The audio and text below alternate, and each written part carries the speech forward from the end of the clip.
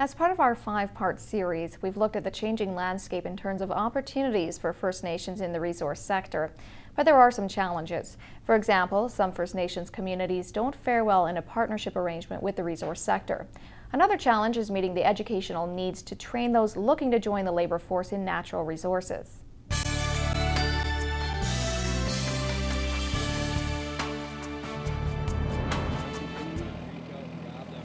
The resource sector presents First Nations with a host of opportunities, but there are hurdles associated with those opportunities. This province and others have long spoken of a shortage of skilled labor, and First Nations could go a long way to fill that void. The fastest growing component of labor resources in British Columbia is First Nations populations. It's always going to be a challenge to access adequate resources, adequate training to other places, because Prince George already has it, so it's easier to bring in people rather than try to replicate something in a smaller community. But industry is beginning to realize the potential of that labour pool and is stepping in with its own brand of contribution.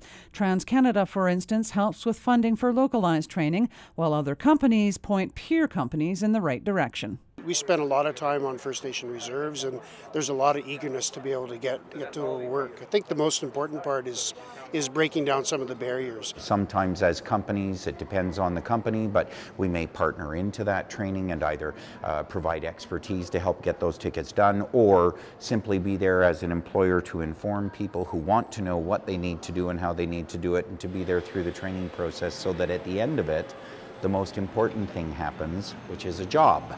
Post-secondary training institutions, such as the College of New Caledonia, are always ready to take on more training opportunities, and they are not alone. That's also a partnership between Kiefer Ecological, Royal Roads University, and West Moberly and Soto. And so they're once again their partnership with the education to take this training for the nursery to the next level and making it some kind of a recognized curriculum. And that's going to be exciting as well, and Twin Sisters is really happy to be, we're the beneficiary of that training, basically. Terry Teege says sheer geography often holds up those training opportunities. First Nations need to, need more resources, more help for a lot of our young people to graduate, because that's the first step to accessing more technical training. Going to universities, going to technical schools. Not only does geography make training physically prohibitive, but Nick ARKLE with GORMAN Brothers says the sheer cost of that training can be a barrier to anyone.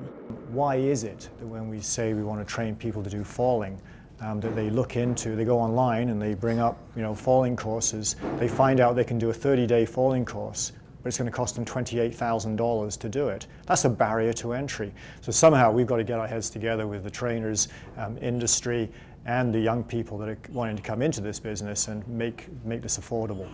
The opportunities for advancement in the resource sector are evolving every day, and for First Nations in particular, whether it's training, business, partnerships, or education. But the challenge is to overcome the hurdles along the way. Cheryl Jan, CKPG News.